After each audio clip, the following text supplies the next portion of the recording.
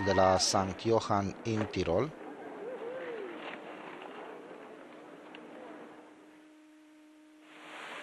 La Gaskeren, în Germania natală, pe zăpada de acasă, a fost a doua într-un concurs de unde au lipsit principalele competitoare, plecate să se întreacă la jocurile extreme de iarnă.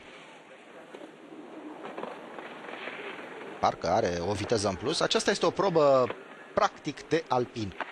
O probă de schi alpin în adevăratul sens al cuvântului.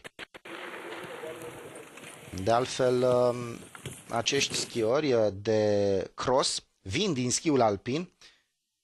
Acolo nu poți rămâne prea mult timp, mă refer la vârstă, desigur, la cel mai înalt nivel. Aici, vârsta poate fi mai mare. Ei, atenție acolo. În mod normal ar trebui să fie un timp mai bun acesta, într-adevăr, 1:06:58. Și ni se promite un interviu live, un interviu acolo realizat de Robin Ock. Robin Ock este la poalele pârtiei. Marte Høe Hefsen din Norvegia, o altă candidată cu drepturi îndreptățite, drepturi mari la prinderea unui loc.